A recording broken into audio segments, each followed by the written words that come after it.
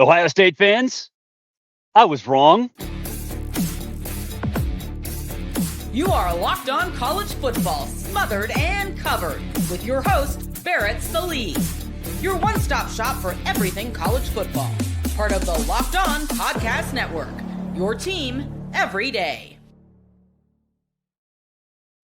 Hello and welcome to the Monday edition of College Football Smothered and Covered. My name is Barrett Sallee. You can follow me on all the social media accounts at Barrett Sallee.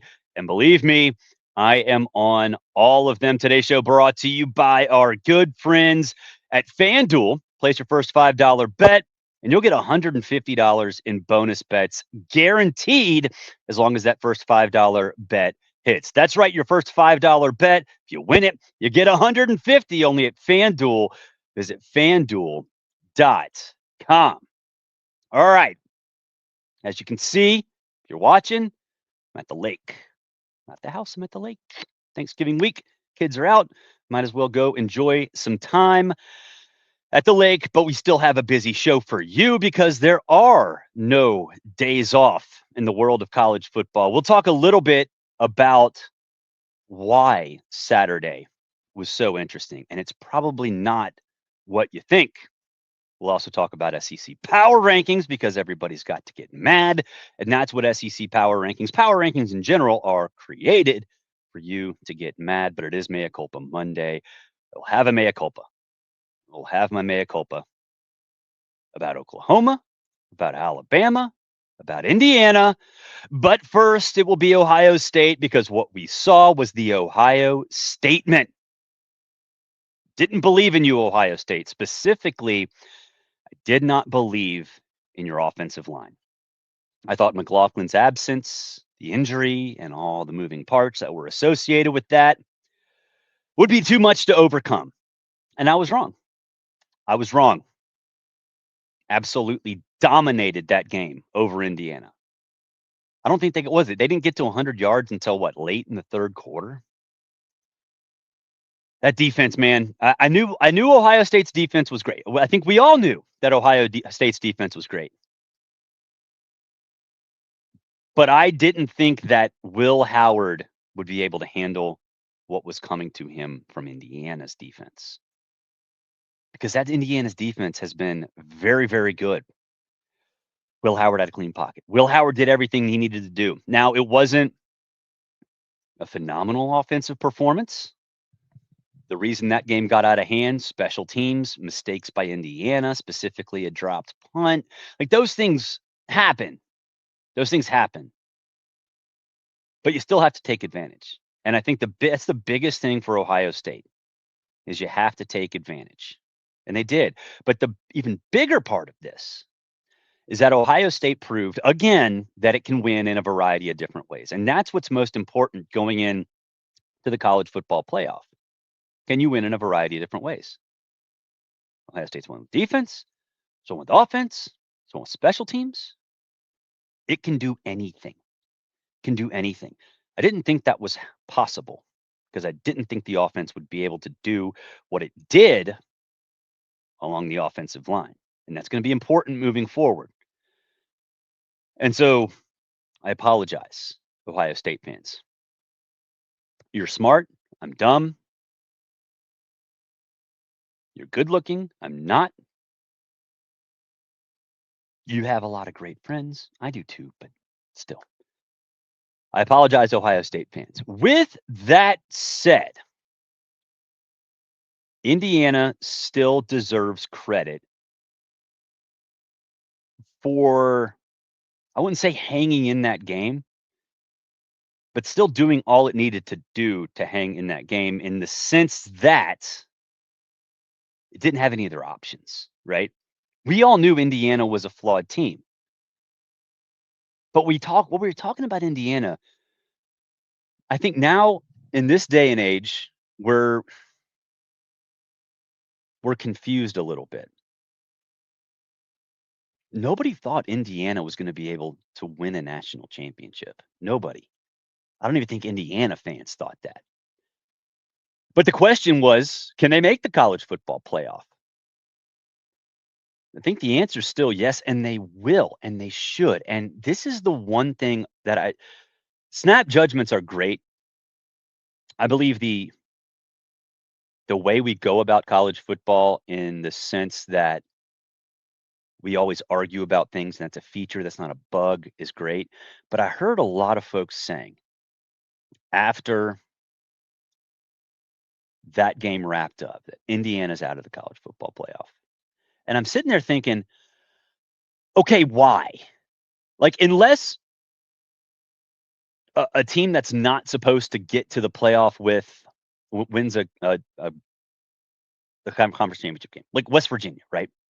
They still can win the Big 12. Let's just say they get there and win it. Well, that's not going to happen, but still. Okay, then maybe you start thinking of some teams that are on the way out. A one-loss Big 10 team that beat everybody other than Michigan by 14 or more, assuming they're going to do that to Purdue, which is a fair assumption. That matters. They didn't play down to their competition. They're just not as good as Ohio State, and that's fine. Everybody else has played down to their competition. And the committee's going to recognize that, and the committee should recognize that. Indiana's essentially made the play, unless they lose to Purdue, obviously, but whatever. So no, Indiana's not, especially after the SEC kind of cannibalized itself. That options are very limited there. I think the Big 12 is probably a one-bid league. And then the ACC, unfairly, will keep SMU out if it loses in Charlotte. That's not right, but we'll talk about that later. But Indiana, look, I love you. I still think you're good enough to make the playoff. You're just not good enough to win it. But nothing's really changed about that, except those of you who think that they won't make it because of one loss. You're just crazy if you think that. That's insane. Also, Boomer freaking Sooner. If you go back and listen to my predictions, I thought that Oklahoma might have hung for a little bit and then got run out of their building because a defense can only hang on for so long. Well, it turns out Oklahoma's defense can hang on for 60 minutes because that was an absolute beatdown. The plan they had in place to shut down Jalen Hurts on the ground and force him out of his comfort zone was perfect. Absolutely perfect. And that's a statement win for Oklahoma. I did not think that was possible, especially after what we have seen Alabama become with the win over LSU and then the week after with Mercer. It's a foundation for a new era of Sooners football. We all knew the schedule was going to be tough. And you looked at their schedule, it's like, oh, who'd they piss off at the SEC office? And look, the offense wasn't great, but it did not matter. It did not matter. They took away Alabama's strength successfully and then capitalized when Alabama pressed. So I was wrong about Oklahoma. And that brings us to Alabama. Kalen DeBoer is in trouble. Not this year, but he's in trouble. That is the most undisciplined Alabama team we've seen, I think, since the pre-Francione years. They've been like that all year, whether it's committing stupid penalties or being lazy or not getting to meetings on time. That's something that Kalen DeBoer had to work on. And I'm like, okay, none of that is good. But then they start to get their momentum going, right? I'm like, okay, he fixed it. But then the effort wasn't there. The effort for Alabama against Oklahoma was atrocious. And I go back and look at the interception that Hurts threw on a bubble screen. It was supposed to go to Ryan Williams. All right.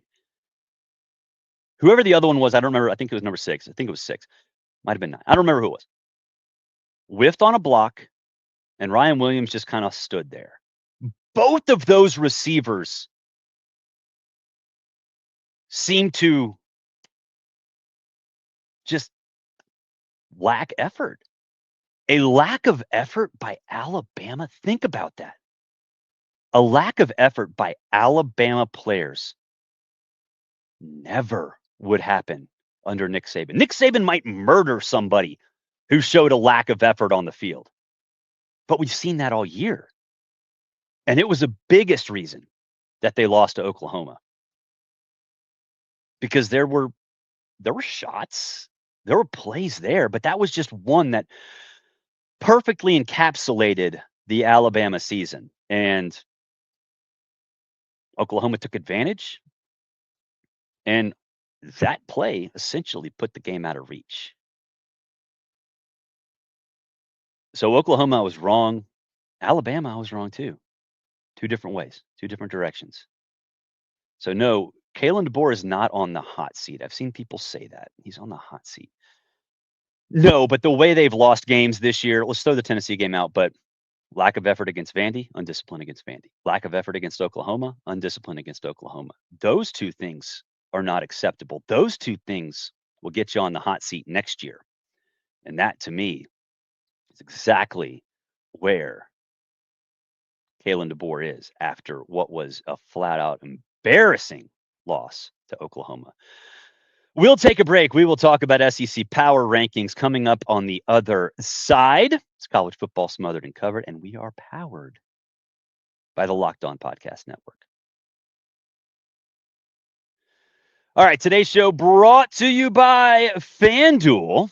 Tackle America's NFL action with the number one sports book in the country. Right now, new customers can bet $5 and get $150 in bonus bets if you win. The FanDuel Sportsbook app gives you everything you need to place live bets all in one place. So when you get a hunch in the middle of a game, go to FanDuel.com. You can check out the latest stats, play-by-play, all of that stuff right there on the FanDuel page. So visit FanDuel.com. You'll get started with $150 in bonus bets when you place your first $5 bet and win that first $5 bet. That's FanDuel.com. FanDuel.com, an official sportsbook partner of the NFL.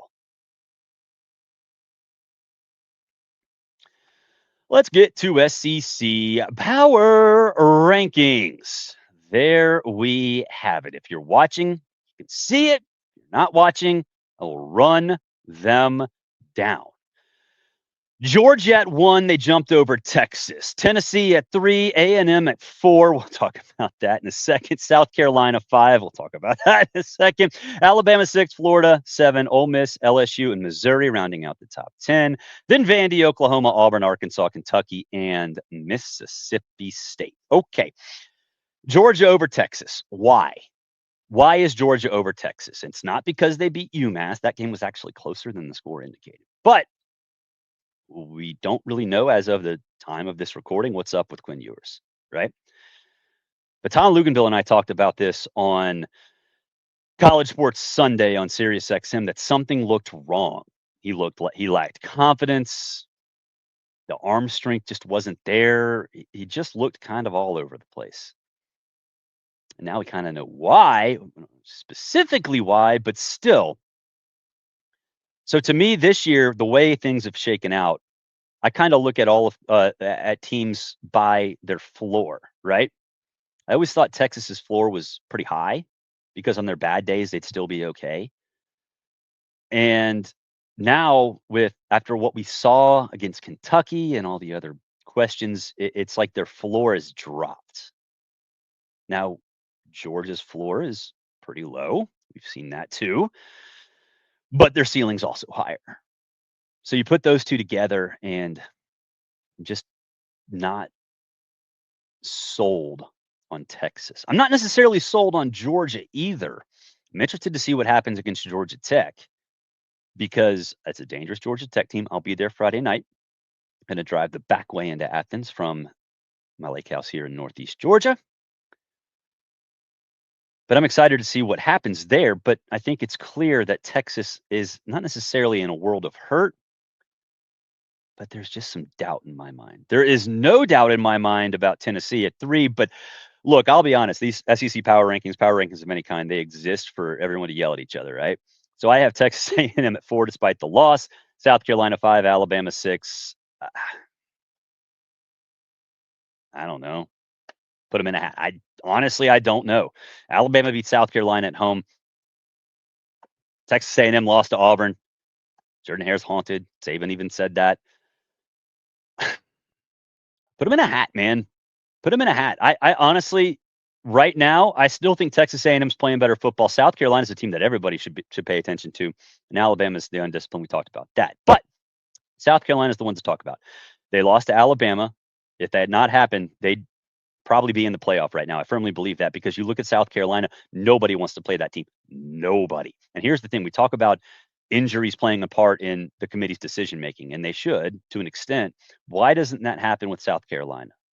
Lenore Sellers got hurt against LSU.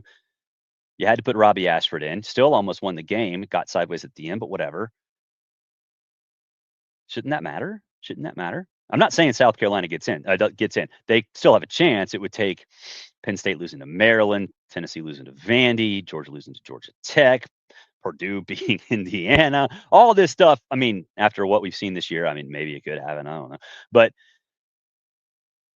that doesn't change the fact that Shane Beamer has done a great job with this team, and they should be recognized in the mix of all of those really good teams or above average teams in the SEC. If they had the Alabama helmet on or the Tennessee helmet on, South Carolina, I think, would be getting more respect. They should get more respect. Kind of surprised that they're not. Florida at 7. I honestly debated putting Florida a little higher because I told y'all for a month, man. I told you for a month that Florida is a good team. We've seen it the last couple of weeks. They would have beaten Georgia had it not been for DJ Lagway's injury. I firmly believe that. If you disagree, you're wrong. You can hit me up in DMs if you disagree with that. But it's a really good football team. Billy Napier has saved his job. The fact that that team has never quit on itself, that he kept those players motivated, it's just a remarkable job by Billy Napier. And I'm so happy for him because I think a lot of folks at Florida, they didn't want to fire him. They like him. They think he's a good dude, and he is a good dude. And he's fixed the NIL problem. So I think, to me, Florida being at 7, honestly, can make an argument above that. Now, move down to the bottom-ish. Oklahoma at 12, Auburn 13, Arkansas 14, Kentucky 15. I don't think anybody doubts why Mississippi State's bringing up the rear. But you kind of have to go head-to-head at some point. I think toward the middle, bottom, you kind of are forced to in the SEC.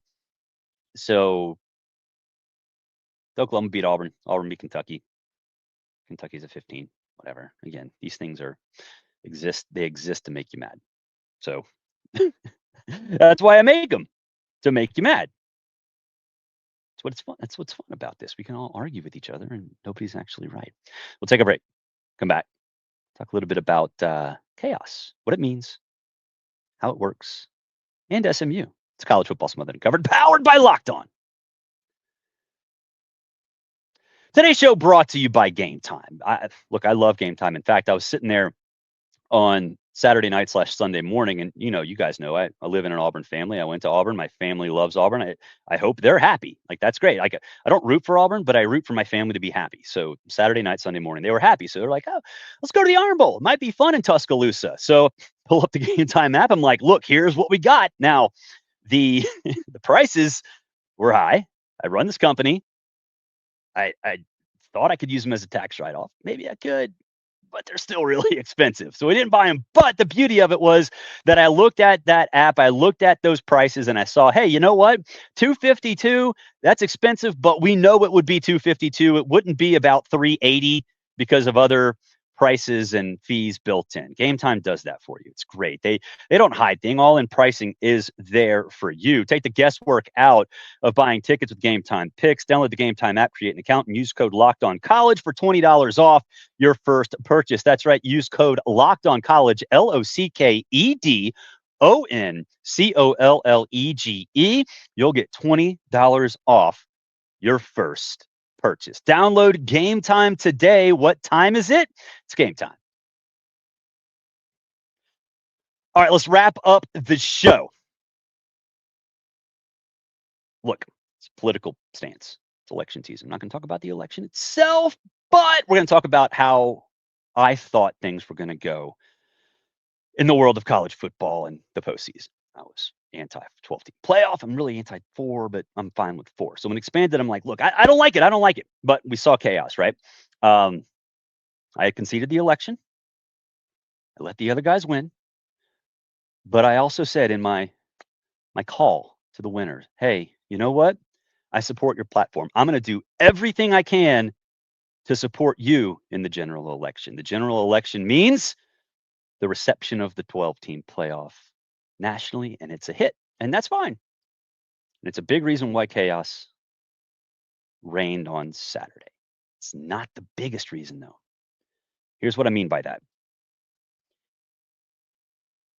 The 12-team playoff has created a lot of intrigue, but it's the fact that there's divisionless football across the board in Power 5 conferences and a lot of expansion, so not a lot of room to get in to that conference championship game. All of that combined is why there was intrigue. Yes, the playoff has something to do with it, but divisionless football combined with expansion has created more teams fighting for the same amount of spots in the conference championship games to get to the playoff.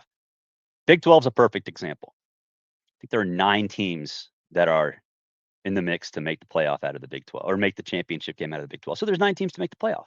One of them is West Virginia. West Virginia could legitimately win the Big 12 championship or go to Shreveport. So I think to me that all of those things combined has made this great. Again, I love it. Still want the 4 teams, but it's not just the playoff. It's the whole landscape that made Saturday chaotic.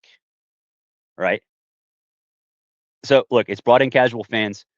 That's the most important part of this. And again, in my concession speech, I said, look, whatever is for the benefit of the sport, for using my analogy, benefit of the country, I'm okay with, because the country is bought in.